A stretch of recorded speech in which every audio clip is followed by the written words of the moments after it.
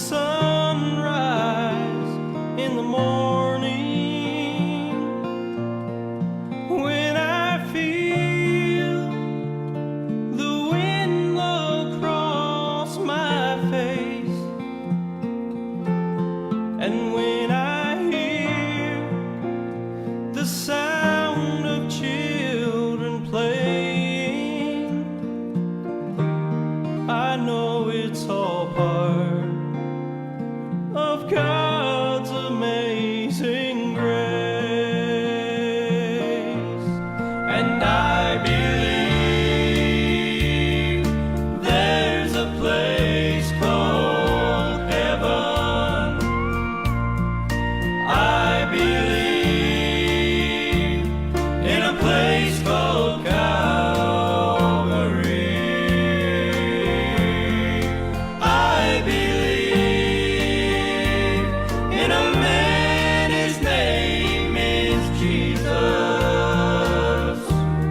And I believe that he gave his life for me.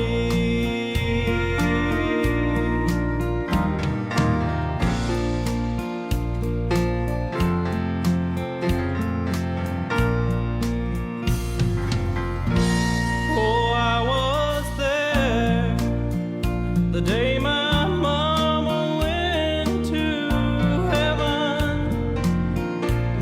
I held her hand as she closed her eyes to sleep, and I felt the power of 10,000 angels take her soul away to be crowned at Jesus' feet. And I believe there's a place called heaven. I believe in a place called Calvary.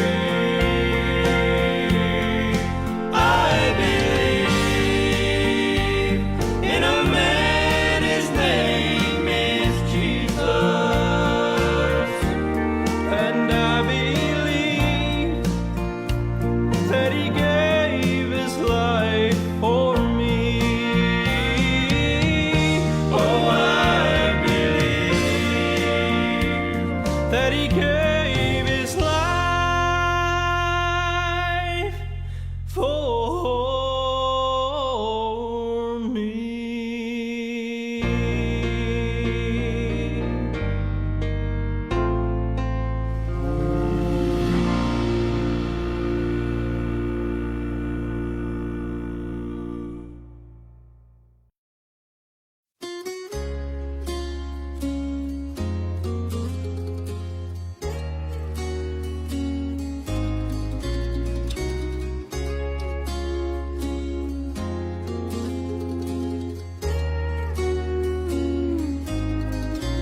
I have heard of a land on a faraway strand, the beautiful home of the soul, built by Jesus on high, where we never shall die. It's a land where we'll never grow. Never grow old, never grow old, in a land where we'll never grow old. Never grow old.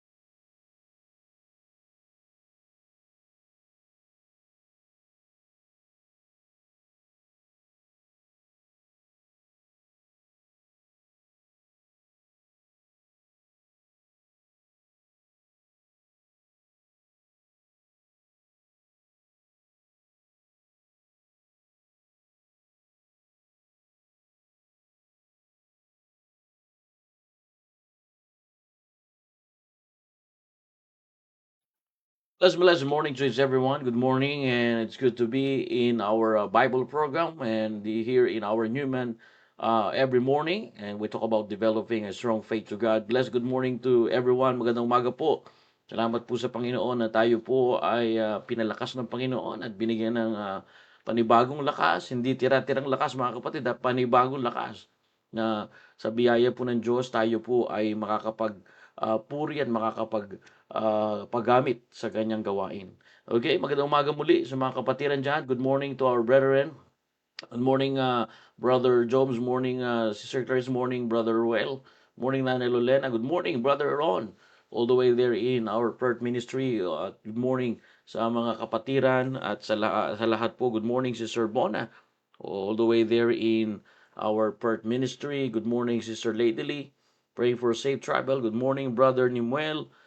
Thanking God for safe travel from Philippines. Good morning sa mga kapatid. Good morning, Nana Lolena. Good morning, Brother James. Okay, Brother Janberg, good morning sa'yo. Sister Ronalette, blessed good morning to each everyone. I hope tayo po ay ready. I hope we're ready for our another episode here in Newman every morning. We talk about faith and what is biblical faith. Faith is the attitude trusting God and trusting at His words. And then faith, brethren, don't care about the outcomes, but faith just trust in God no matters what the outcomes. And I encourage everyone, especially to our church member here, if we are maturing in the Lord, if we are growing up in the Lord, the faith that you had this morning, oh, to be stronger than the faith, okay, when you first believed. Kaya yan po ang pananampalataya. Napapalakas po yan, lumalago po yan kung ito po ay nakabase sa salita po ng Diyos. Ang pananampalatayang hindi nakabase sa salita ng Diyos, hindi po natin mapapalakas yan. Okay, open your Bible please in Second Samuel chapter number 22 please. And I do believe the Lord will bless us this morning. Meron tayong makikita po rito napakagandang uh, paalala. Let's go back to what we talked about yesterday. Turn with me in chapter number 22, verse 21 to 25. Okay? Bible says, "And the Lord rewarded me according to my righteousness, according to the cleanness of my hands, hath he recompensed me." Verse number 22, "For I have kept the ways of the Lord, and have not wickedly departed from God." Okay?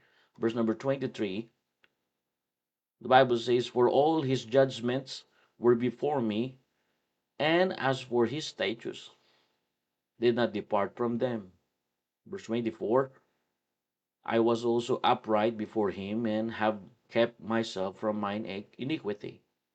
Verse 25, "Therefore the Lord hath recompensed me according to my righteousness, according to my cleanness in his eyes." Let us pray. Heavenly Father, thank you, Lord, for this morning. I pray, Lord, for your wisdom. I pray, Lord, for your guidance to understand thy words. We need your wisdom, O God. And thank you for what you have done in our lives. Thank you for the whole week. Thank you from last Monday, and now we are here in Friday. And I pray to give us extra strength. I pray, Lord, for comforts, convictions, and convinces. Thank you, Jesus, for what you have done, and thank you for saving our soul. Thank you for salvation. Thank you for healing us physically and spiritually. And please, oh God, bless this holy word. Bless the word that we will receive this morning. Forgive us in our sins. Cleanse us from our iniquity. These are prayer in Jesus' name. Amen and amen. Okay? Good morning again to our brethren, wherever you are. May the Lord bless you. Good morning, Sister Leticia Aranda. Good morning po sa inyo. Good morning din po, Nanay Amelia Gulitan. Magandang umaga din po sa inyo. Alright, so I hope we're ready. And I want you to see here something, mga kapatid, na matatandaan natin muli.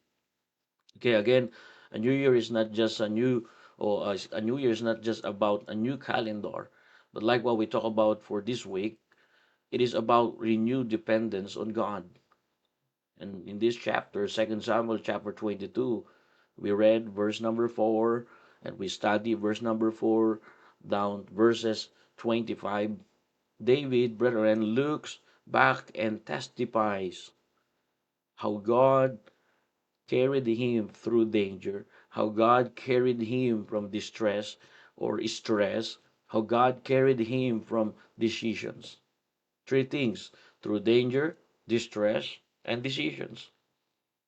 And in verse 21 and to verses 25, you will see here that David teaches us the importance of new year truth. Dapat may ganyan po tayo. Ang bagong taon ay hindi lamang tungkol sa bagong kalendaryo. At ibinahagi ni David kung paano siya dinala ng Diyos sa gitna ng panganib, sa paghihirap at sa kanyang mga desisyon. At sa talatang ito, tinuturo ni David ang mahalagang katotohanan sa bagong taon. Yun ang pinakamahalaga, yung mahalagang katotohanan sa bagong taon. Ano po ang pinakamahalagang katotohanan sa bagong taon? Are you there, amen? David teaches us the importance of New Year truth. Because yung mahalagang katotohanan sa bagong taon, because the importance of New Year truth is how we can live affects how we can experience God's blessing. Are you there, amen? Yung mahalagang katotohanan sa bagong taon ay ito po yung paraan ng ating pamumuhay na may apekto o may epekto sa ating karanasan o sa mararanasan nating pagpapala sa Diyos. Naray na po kayo. Hello? Good morning. May kausap na ba tayo rito? Morning po, Tatay Gerardo Floresta. Dito rin si Nanay Lorena. Dito rin na si Brother Mike Eugenio and si Brother Mac Butaw Calano. Good morning. So, ganun po natin makikita yan. That's why like what we talked about yesterday in verse number 21, what David said, the Lord rewarded me according to my righteousness and according to my cleanness of my hand. So, listen to this. Yesterday, we talked about God honors a right heart, not a perfect life. Listen, don't aim to be perfect. David simply saying, imagine David made lots of mistake in the past, and David is not claiming sinless perfection. Hindi sinasabi ni David na siya ay walang kasalanan, siya ay malinis. Ang ipinapahayag niya ay yung pusong tapat na nagnanais kalugdan ng Diyos. Pinahahalagan po ni David yung kanya pong katapatan ng kanyang puso at pagnanais na kalugdan ng Diyos. Ganun dapat po tayo, mga kapatid, na meron tayong pagnanais na kalugdan ng Diyos. David is not claiming sinless perfection here, but he said, the Lord rewarded me according to my righteousness. It means he's speaking of sincere heart that sought to please God. That sought to please God. That sought to honor God, to please the Lord. You know, God honors direction, not perfection. Because from forever since, the Bible says, it is written, there is no righteous, no, not one. But David said, the Lord rewarded me according to my righteousness. It speaks about, brethren, that he had a sincere heart that sought to please the Lord. Kaya nga, enter the new year with a clean heart. Do not allow negative thoughts in your heart. Do not allow negative thoughts in your mind. Enter the new year with a clean heart. Are you there, amen? Papasok tayo ngayon sa taong ito, o nakapasok na tayo ngayon sa taong ito, papasukin ang bagong taon na may malinis na puso. Ipalinis natin yan sa salita po ng Diyos. Ang salita ng Diyos ay nagsasalarawan ding na parang tubig na pwedeng linisin ng anumang dumi. Ipalinis natin yan sa salita ng Diyos. Huwag na tayo mamuhay dito sa mga inggitan, sama ng loob, ano pa man ang nasa puso natin ngayon. Gustong-gusto natin na tayo lagi ay center of attraction. Gusto natin lagi na tayo ay hindi ko naman sinasabi na hindi natin kailangan ma-appreciate, pero mga kapatid, alisin na natin yung mga negative na mga bagay o hindi nakalulugdan ng Diyos sa puso natin. Ano man ang nasa puso natin, yan ang sasabihin natin, ang sabi ng Biblia.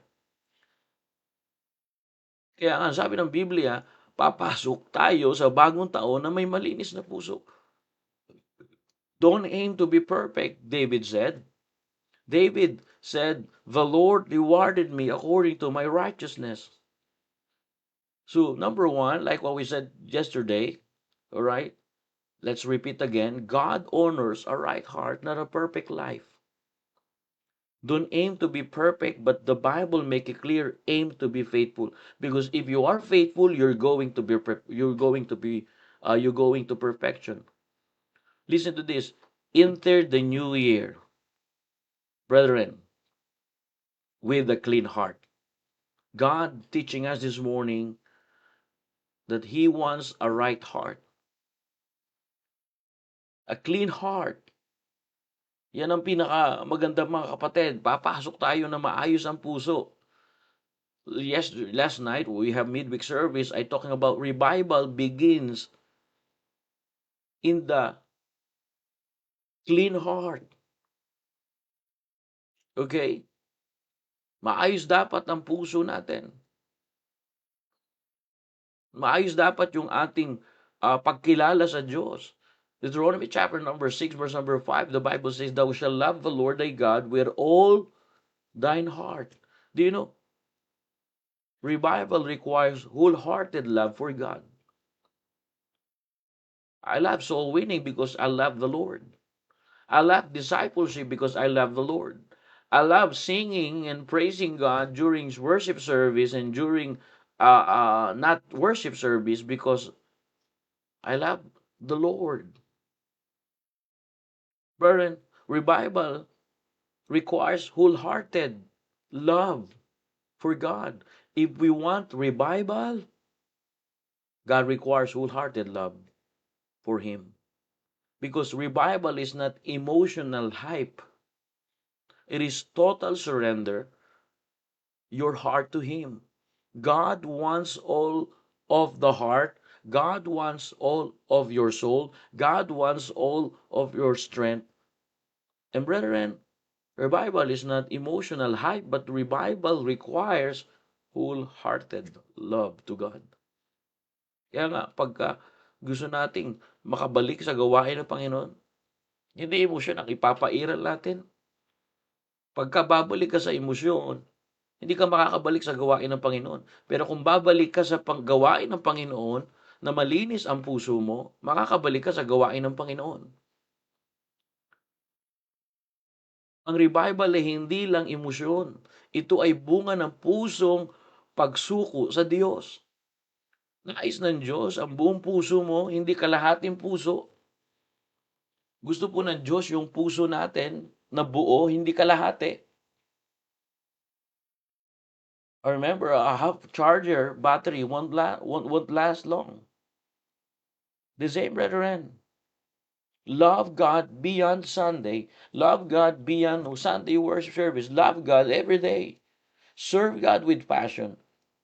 And remove idols that steal your heart. A half charger battery won't last long. The same, a half-hearted to God won't last long. Ang pusong kalahati lang na ibinibigay sa Diyos ay madaling mapagod. Narinig na po kayo? Hello, good morning. Nandito na po mga kapatid. Good morning, Brother Jimboy. At good morning din po, Brother Jerry. Good to see you here. At ganoon din po kay Nanay Elsa. Gusto po ng Diyos na mahalin po natin siya ng buong buo. That's why in Deuteronomy chapter 6 verse number 5, like what we talked about yesterday in our midweek service, I preached about, revival. And now we have two revival. We have Old Passion Baptist revival in our mother church, and we have youth revival and youth evangelistic. Two things: youth revival and youth evangelistic meeting. Because we have youth ministry, we have young people ministry here. Some of them is believer now, that's why they need revival. Some of them is not yet, but we encourage them to know the Lord and to love the Lord. And youth revival requires wholehearted love for God. A revival is not emotion and hype. Revival is not half-hearted heart. Revival requires wholehearted love for Him. And if we want revival, God requires wholehearted love for Him. Deuteronomy chapter number 6, verse 5, supporting verse, Thou shalt love the Lord thy God. Moses said to the children of Israel, remove idols that steal your heart, but learn to love the Lord thy God with all thine heart, not half-hearted heart. The same, brethren, a half-hearted or a half-charger battery won't last long. The same, Moses said, if you want to enter in promised land, God requires wholehearted love for Him, not half-hearted. Ang pusong kalahati lang na ibinibigay sa Diyos, kaibigan, kapatid, madaling mapagod. Tinatanong natin minsan, bakit pagod ako? Bakit napapagod ako ngayon? Bakit tayo napapagod? Kasi kalahati lang ibinigay mo sa Panginoon. Bakit ang mag-asawa nagkakasawaan? Kalahati lang yung binibigay nila sa Panginoon. Titindi ang pagmamahala ng mag-asawa kung parehas po sila, buong-buo nilang minamahalan Diyos. Kasi kung buong-buo nilang minamahalan ng Diyos, ibig sabihin, ang Diyos ang sentro ng kanila pong pagmamahalan. Wala nang dadabes sa pagmamahal ng Diyos.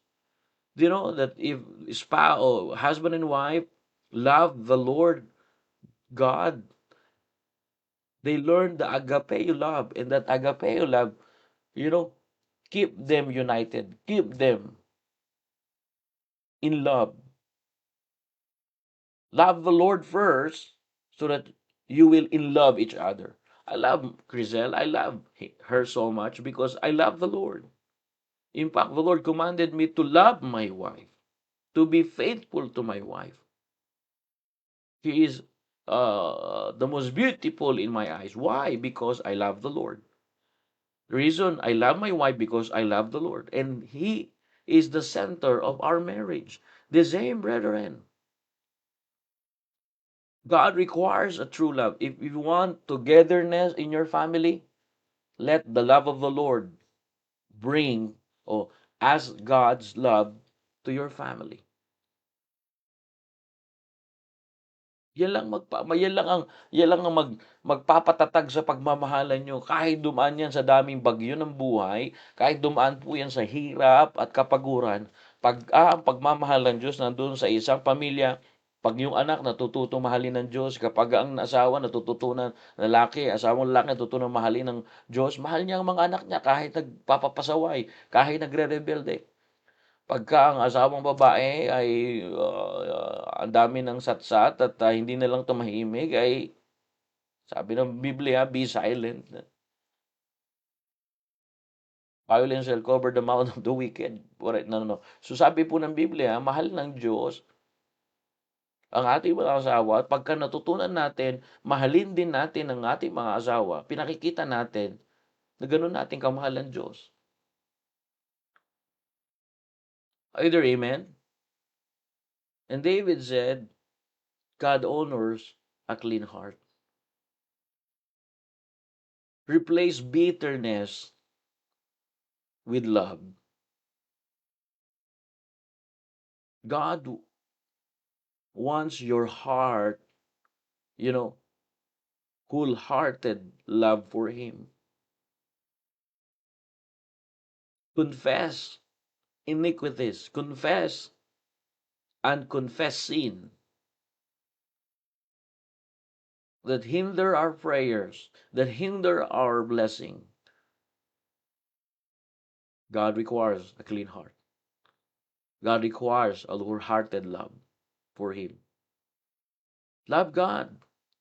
Serve God with passion.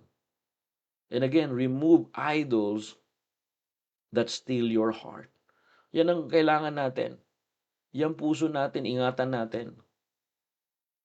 That's why the Bible, there's a lot of warning from the Word of God that we need to keep our heart diligently. We need to watch over our heart diligently. We need to protect our heart from the devil.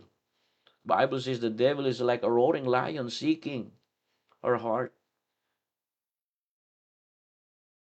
Are you there, amen? Thou shalt love the Lord thy God with all thine heart, Moses said. And David said, the Lord rewarded me according to my righteousness. It means David simply saying, I'm not perfect, but I have a clean heart. Yan ang mahalaga, mga kapatid. Kaya tanungin natin ngayong umaga yung ating sarili. Let's evaluate ourselves. What kind of heart that I have? The Lord rewarded me, David said, according to my righteousness. Let me say again that he's speaking of a sincere heart that sought to please God. The word, the Lord rewarded me, okay, according to my righteousness. He is not saying, David is not claiming sinless perfection,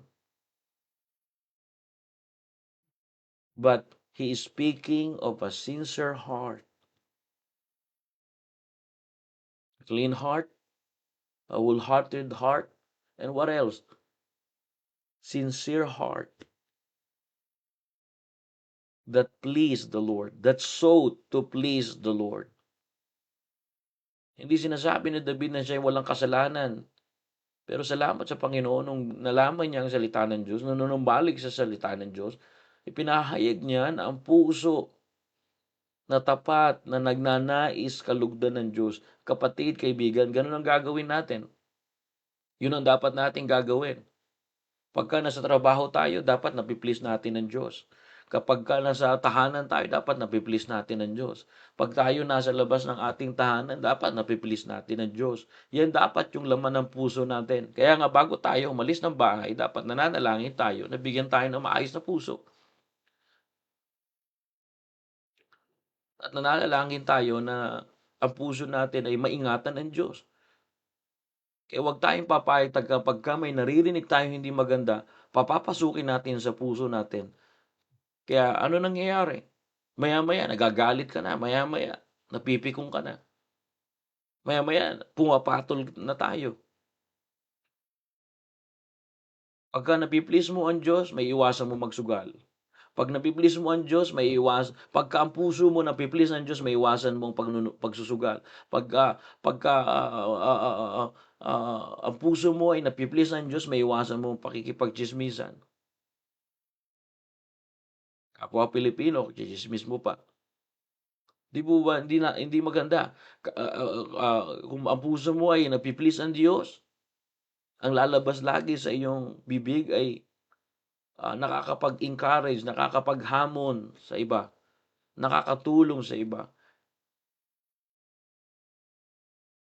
Alam mo yung magsasalita ka tapos hindi nakakatulong, hindi natin napiplease ang Diyos doon. Nariyan na po kayo. Bakit? Nanggaling sa puso. Lahat ng sinasabi mo, lahat ng iniisip mo, nanggaling yan sa puso. I'm not talking about a pumping organ in our chest. The word heart, brethren, is the center of all motives. The heart that the Bible talking about is not the center of all motives. Kaya tayo naman mga Kristiyano, kung napiplease natin ng Diyos, iingatan natin ating testimony. Kung tayo ay babae, huwag tayo masyadong malapit sa lalaki. Lalo na kung may mga asawa na yan. Amen? Tayo namang mga lalaki, huwag tayo masyadong malapit sa mga babae, lalo na kung may mga asawa na yan. Bakit? Masisira yung testimony natin. Ayusin din natin yung testimony natin para ma-please din natin ang Diyos. So lahat talaga nanggagaling sa puso. Dapat ma-please natin ang Diyos. Okay, kung mahal natin, if you love the Lord, you desire Him. And if you desire Him, our theme is, you need to know Him more. Because to know Him more is to please Him. Pastor Hill sent our theme for 2026. And I love it. I like it. Our theme for 2026 is about to know Him, that I may know Him. Because to understand God is to seek Him, and to seek Him is to ultimately to know Him. That's our theme for 2026. To know Him more. Because I believe the more you know Him in the Word of God, the more you're going to please Him. Brethren, we need to know Him more. Pastor Hill said to understand God is to seek Him. And to seek Him is to ultimately to know Him. God is not a force. God is a spirit being. He is a living being. And we need to know Him more. Dapat kilala natin ang Diyos. Dapat kinikilala natin ang Diyos. Na ipagpapalit natin yung mga material na bagay para lang na ipagpapalit natin yung mga mahalagang bagay sa material na bagay. Kilalanin natin ang Diyos. Kasi naniniwala tayo na pag kilala mo talaga ang Diyos, hanap-hanapin mo ang Diyos. Hahanap-hanapin mo kung saan niya binubuhos ang pagpapala niya. Hahanap-hanapin mo kung saan nag-aayos ang Diyos, saan niya inaayos ang parte sa buhay mo. So, pagka nalaman mo yon at inalam mo yon at kilala mo ang Diyos, naniniwala ko, mapiplease mo ang Diyos sa puso mo. Mga kapatid, nasa puso. Kaya nga pagka nakikipag-usap tayo sa Diyos, puso ang ginagamit, hindi bibig. And I want you to understand this, brethren. We need to know Him more. To understand God is to know Him more, to seek Him more, and to please Him more. Remember, God is listening our prayer if it comes from the heart. That's why if thou shalt confess with thy mouth, believe in thine heart. So God listening, and God is so pleased when we pray from our heart. Are you there? Amen? Kaya pagka nananalangin tayo, dapat galing yan sa puso. Pagka nananalangin tayo, dapat nakikita po natin.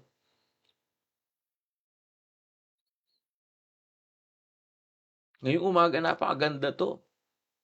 Ang sinasabi na salita ng Diyos. Hindi sinasabi ni David na wala siyang kasalanan, lahat tayo ay nagkasala. But he said, the Lord rewarded me according to my righteousness. The word my righteousness is speaking of sincere heart that sought to please God.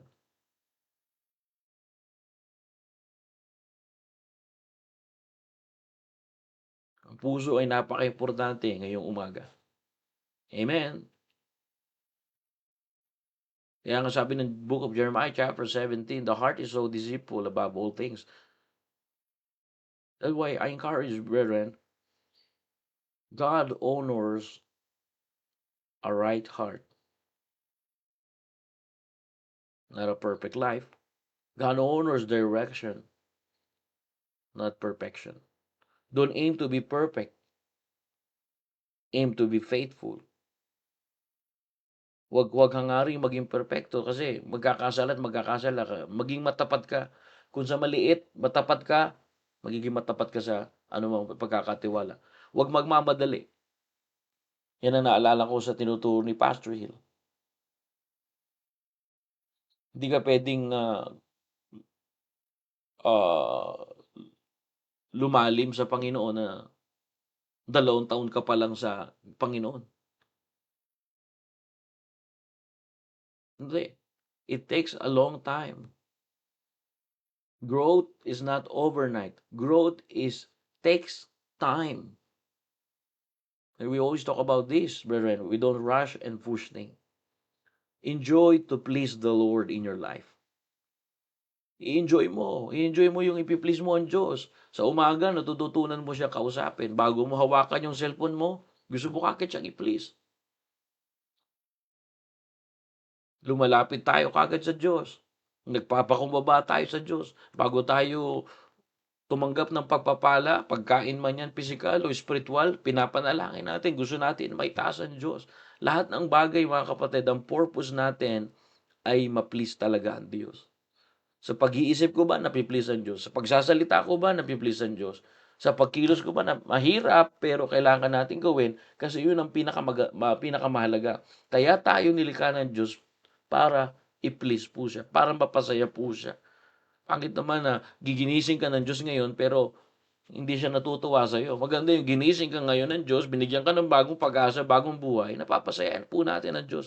Kaya ngayong taon, nung pinasok natin itong taon, ang sabi ng Biblia, para ma-please natin ang Diyos, malinis dapat ang ating puso. Ipalinis natin yung ating puso sa Diyos. Amen?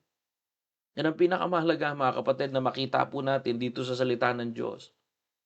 At makikita po natin kung paano po ipinilis ni David ang Diyos. Nagsimula sa puso.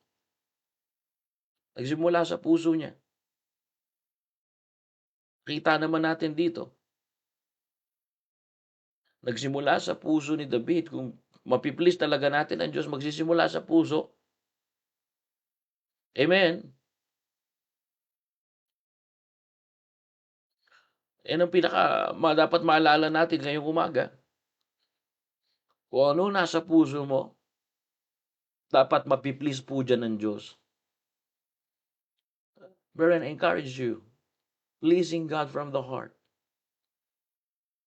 Pleasing God. David is not claiming perfection, but sincerity. After many trials, after failures, after repentance, David declares that God rewarded him because his heart was right before the Lord. The Lord rewarded me according. Do you know, if you please God from the heart, God rewarded you. Because God looks at the heart, not just the hands. Maybe you can clean your hands, but brethren, clean your heart. God is not impressed by outward action alone. What pleases Him is a heart that desires Him to obey, a heart that desires Him to love Him, a heart that desires Him to know Him and to honor Him. Hindi lamang gawa ng tinitingnan ng Diyos o yung malinis mong kamay ang tinitingnan ng Diyos, kundi malinis mong puso. Ang malinis na puso, tinitingnan ng Diyos. Ang pusong nais na sumunod at magbigay lugod sa Kanya at lagi siyang inaalam, lagi siyang kinikilala. Kaya tayo the reason we have Newman every morning, every day, because God wants a clean heart, a heart that pleases Him. God is not required by outward action alone. What pleases Him, brethren, is a clean heart, a pleasing heart, and wholehearted heart for Him. Amen?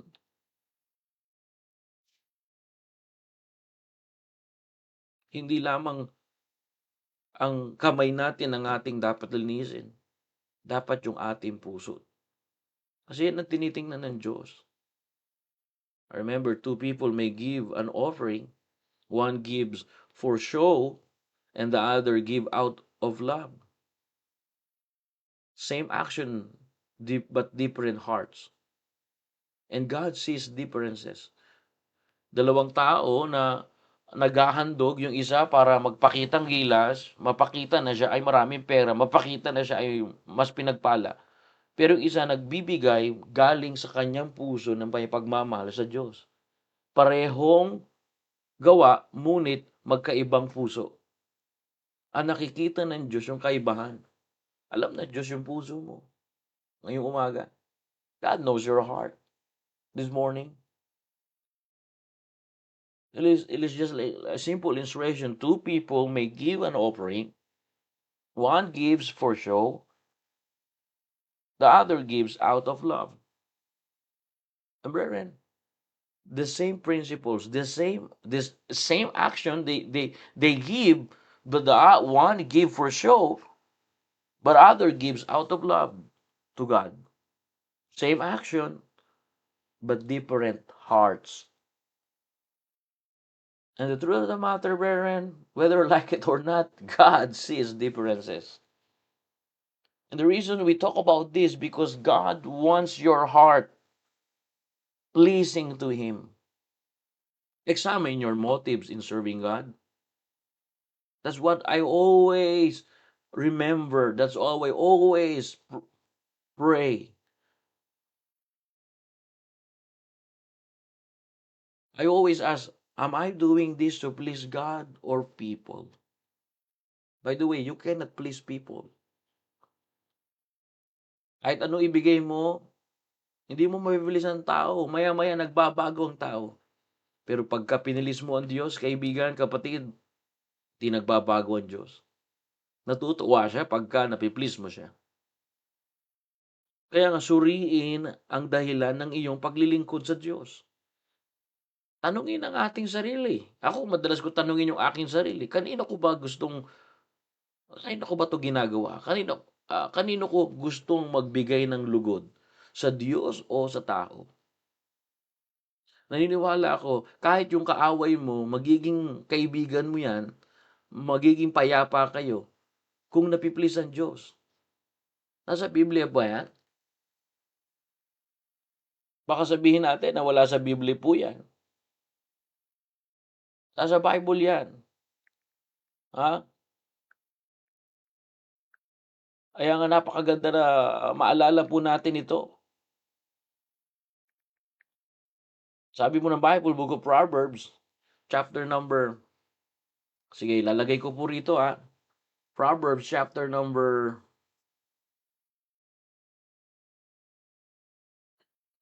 16 verse 7. Maganda, may Bible o supporting Bible verse tayo, mga kaibigan. Amen? Ang sabi ng Biblia, tinan po natin. Maliwanag po ito. Makikita po natin dito in Proverbs chapter number 16 verse verse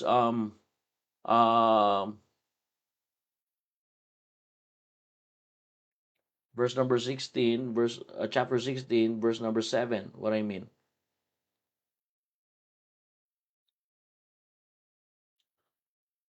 Dito po, sabi po diyan, when a man's way please the Lord, He make it even his enemy to be peace with him. Di ba napakaganda? Tagal na kayo magkaaway, pero ang sekreto lang para magkaayos kayo, i-please mo ang Diyos. I-please natin ang Diyos. I-please na sa isa't isa natin ang Diyos.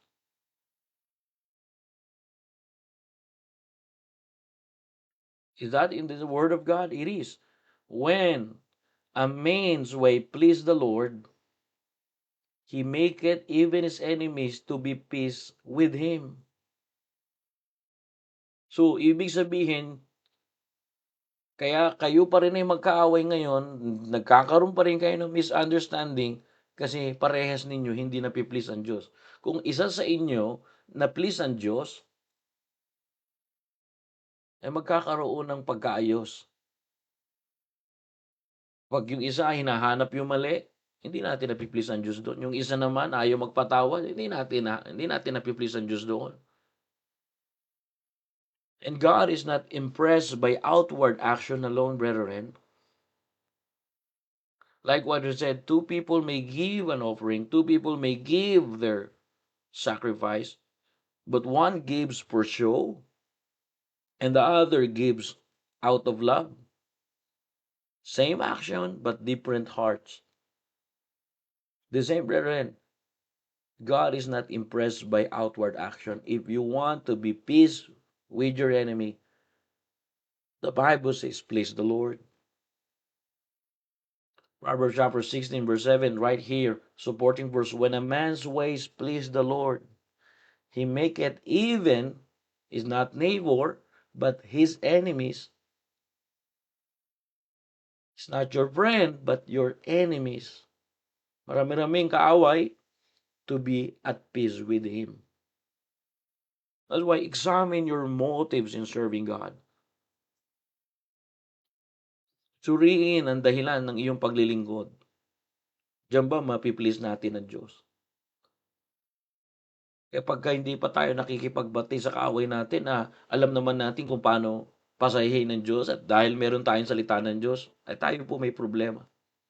Hindi po yung kaaway natin. Tanungin lagi ang sarili. As always, examine yourself. Examine your motives. Am I doing this to please God or people?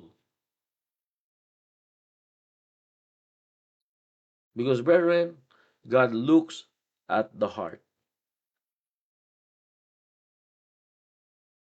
What pleases Him is a heart that desires to obey and honor Him. Kasi hindi mo naman naiintindihan kasi siya naman ang nanguna. Kahit siya ang nanguna, kung ang goal mo, mapasaya ang Diyos, magkakayos kayo. Walang nagiging problema, mga kapatid, pagka nagkakaayos ang isang mananampalataya. Kung parehas pa kayo mananampalataya, suriin natin parehas, dyan ba sa ginagawa natin na please natin ang Diyos? Marahil hindi tayo nakikita ng tao, pero nakikita po tayo ng Diyos. Brethren, listen to this. Clean hands comes from a pure heart. When the heart is right with God, action will follow. Ang malinis na kamay ay bunga ng malinis na puso. Ang malinis na tahanan ay bunga ng malinis na puso. Kaya dapat maglinis din tayong tahanan. Buong buhay natin, naglilinis dapat tayo. Kapag tama ang puso sa Diyos, susunod ang tamang gawa. That's why it is important, ask God to cleanse your heart daily. Cleansing is daily. If you clean dishes, if you clean your house, parent, why not to clean and ask God to cleanse your heart? Ask God to cleanse our hearts. Hingiin sa Diyos ang araw-araw na paglilinis ng puso. The abundance of the heart, the mouth speaketh, remember. That's why confess hidden sins and ask God to cleanse our heart daily. Ipahayag ang lihim na kasalanan at ito'y hihinto at ito ay pagsisihan at hingiin sa Diyos ang araw-araw na paglilinis ng puso. Kasi sabi ng Biblia, David said, the Lord rewarded me according to my righteousness. The word, my righteousness, there is his sincere heart that sought to please God. And brethren, if we ask to cleanse our heart daily, God rewards a sincere and obedient heart. God rewards those who seek Him sincerely, not perfectly, but faithfully. Ginagantimpalaan ng Diyos yung puso na napiplease siya.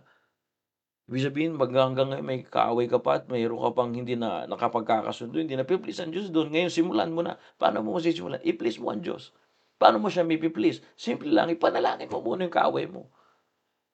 Huwag mo siya ipanalangin mapahamak. Ipanalangin mo siya na maging maayos din ang kanyang puso at matutunan niyang may please ang Diyos. Kasi pagka nangyari yun, gagantimpalaan tayo. God rewarded those who seek Him. David said,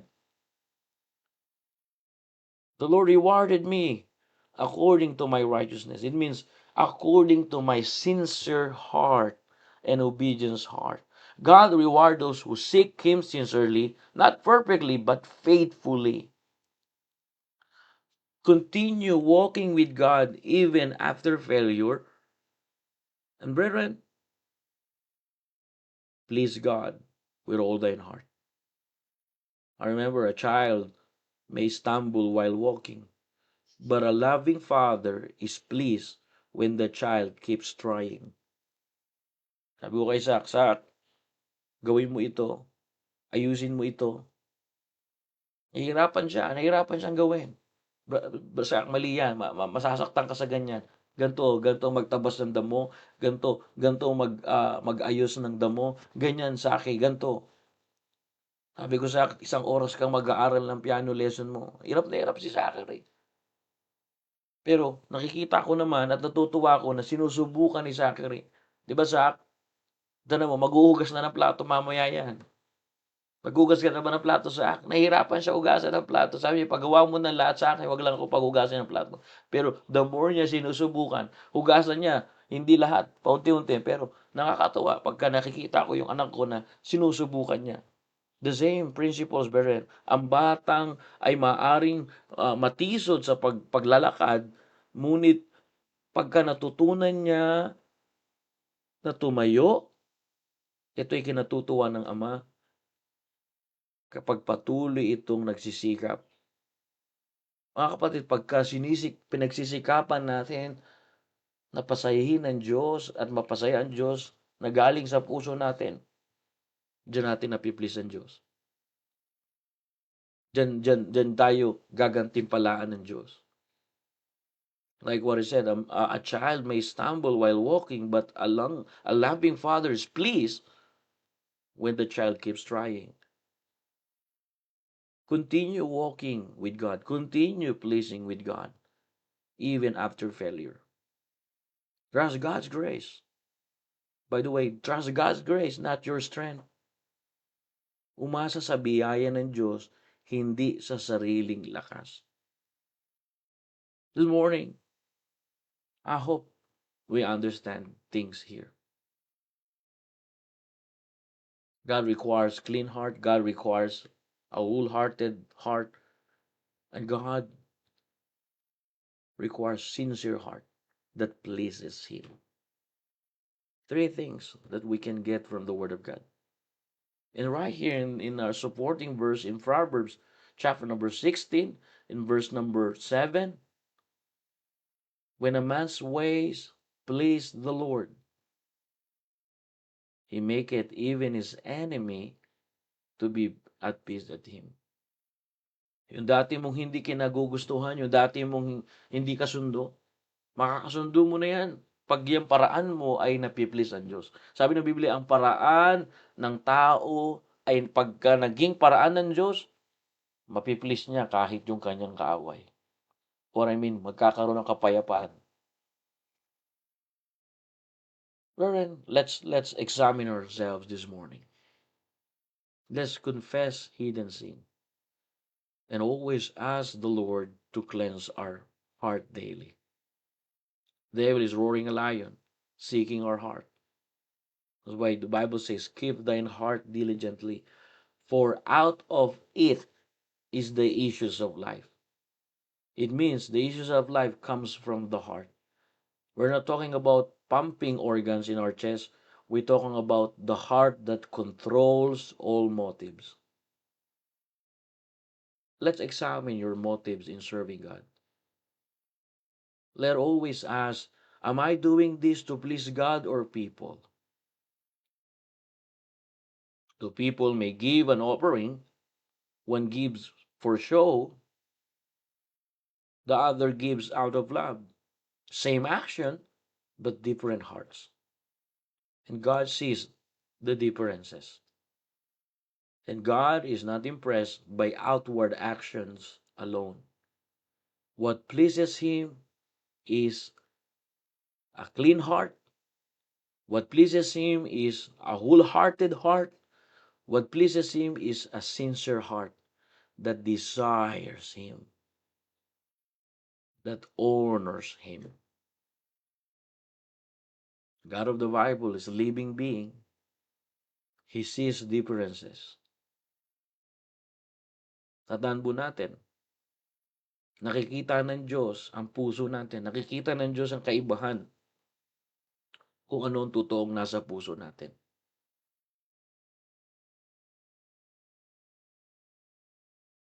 God requires honest heart this morning. I hope it helped us. I hope it encouraged us. I hope we learned something this morning. That's why Proverbs encourages us that when a man's ways please the Lord, he maketh even his enemies. So what does it mean? If you have reconciliation, if you start make your enemy to be peace with you, brethren, it pleases the Lord. Kaya mag-apology na, mag-sorry na sa isa't isa, maghingi na ng kapatawaran, huwag na magsusungitan, huwag nang hindi magpapansinan, huwag nang fight back sa mga tao, na hindi mo nakakasundo. Panahon na para maghingi ng kapatawaran, para ma-please ang Diyos. Kung hindi niya kaya magpatawad, edi ikaw ang magpatawad kasi gusto mong i-please ang Diyos. Kaya sa mga na-open ko po dyan, ay patawarin nyo na po ako. Sinasabi ko lang naman ay katotohanan na ang alak ay sa dyablo at hindi sa Diyos. Kung na-open kita, patawarin mo na ako. Trabaho ko lang sabihin na ang alak ay sa dyablo. Kasi hindi sa Diyos yan. Kasi yung alak may espiritu ng dyablo. Ang kailangan natin, ma-feel tayo ng espiritu ng Diyos. Hindi ma-feel ng alak. Kung nasaktan kita dyan, gusto ko lamang na i-share sa iyo ang katotohanan. Pero hindi ko intensyon na masaktan ka. At kung nasaktan kita dahil paborito mo yung alak, ay hindi ko naman sinasabi na dahil sa akin, ihinto mo yan. Pero kung gusto mo ma-please ang Diyos, ihinto mo yan. At kung nasaktan kita dahil sinabi ko ng alak ay sa dyablo, at hindi mo mapagsisilbihan ng Diyos na may kasamang alak, dahil mahahatak ang sasakyan pag may alak, ay sorry po. Kung nasaktan kita dyan, open kita dyan, patawarin mo ko. Kasi ang alak nga hindi sa Diyos, sa dyablo yan. Pero gusto ko itang patawarin mo din ako kasi diyan natin mapiplease ang Diyos. When a man's ways please the Lord, he make even his enemies to be peace at with him. Let's pray. Heavenly Father, thank you for reminding us this morning. Thank you for what you have done in our lives. Father, sometimes we have a half-hearted heart, dishonest heart. And this word teaches us to examine our heart, to evaluate what is in our heart this morning. And thank you for reminding us that we need to ask you to cleanse our heart daily, to learn to confess hidden sins, to repent our sins. Pahayag namin po ngayong umaga ang mga lihim na kasalanan at pagsisiyan po namin ito. Hingi namin po sa inyo na araw-araw linisin niyo po ang aming puso. Kasi ang malinis na puso ay nagdudulot ng malinis na gawa. Clean hand comes from the pure heart. That's what your word told us this morning. Because when the heart is right with you, action will follow.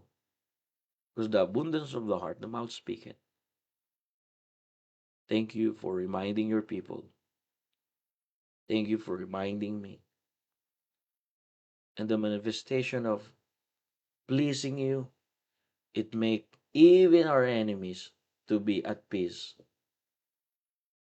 That's the main purpose why we need a clean heart, a wholehearted heart, and then a sincere heart to please you. Lord, forgive us that sometimes we don't please you. Forgive us for our confessed and hidden sin. Forgive us and cleanse us from all iniquity that you see in our heart. Any sins that you see in our heart, forgive us, cleanse us, and thank you for your grace. Thank you that we learn to trust you, to trust your grace, not our strength. Lord, we can continue walking with you even after our failure, even though we have a mistake or lots of mistake that we made in the past. Right now, oh God, we trust you with all our heart. Maasa kami sa biyaya ninyo, hindi sa aming sariling lakas, na makapagpatuloy sa inyo, Panginoon, kahit nagkakamali at nagkakaroon kami ng pagkakamali. Because you rewarded a sincere and obedient heart. You rewarded those who seek you sincerely. Not perfectly, but faithfully. Thank you, Father. Bless your people this morning. Thank you for the whole week. And prepare our hearts for our Saturday preparation and Sunday worship service. Thank you, Jesus. Thank you, Holy Spirit of God. Thank you, Abba Father. Thank you for salvation. This is our prayer in Jesus' name. Amen and amen. Alrighty. Thank you very much, blessed brethren, for listening. And I hope we're encouraged and just get something. It will encourage you. Ano po? Kumuha tayo ng mga bagay-bagay na mai-encourage tayo. Kaya tanungin natin, examine natin yung ating puso ngayong umaga. Ito po ang tinuturo ng salita ng Diyos. At humingi tayo ng kaayusan, suriin ang dahilan kung bakit tayo naglilingkod sa Diyos. Examine our heart, examine our motive in serving God. Okay? Thank you so much, brethren. I hope the Lord bless you. I hope the Lord feed our spiritual being, spiritual life. And I hope God gave us excellent spirit today. Thank you so much. May the Lord bless you. And again, all the glory belongs to Jesus. See you this coming Monday for another episode of Newman Every Morning, developing a strong faith to God. God bless you all. To our brethren, let us continue to our follow-up visitation and soul winning and prepare everything tomorrow. And we have a coming event, please pray. And also our worship Sunday this Sunday. Let's continue, brethren, here in Newman and in Perth. God bless you all.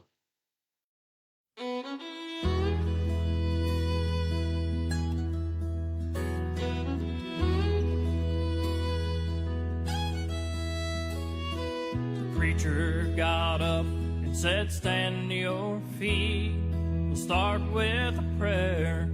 If you have a need, let it be heard, saints, let it be known.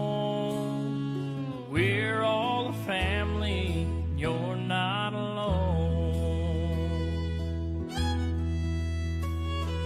That's when he saw her at the back of the church.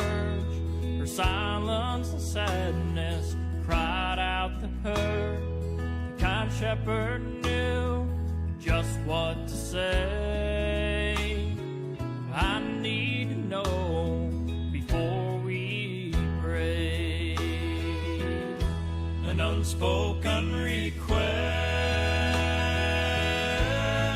Does anybody have one here tonight? Did you come with a burden you can share? A need in your life? Just lift up your hand to the one who can give you rest. Child, have no fear, our God can hear an unspoken request. Well, the preacher whispered as she raised her hand, sweet Holy Spirit, come by her and stand. As the tears started flowing, he had no doubt that in every secret was out. An unspoken request. Does anybody have one here tonight? Did you come with a burden you can share? A need in your life. Just lift up your hand to the one who can give you rest. Child, have no fear. Our God can hear an unspoken request.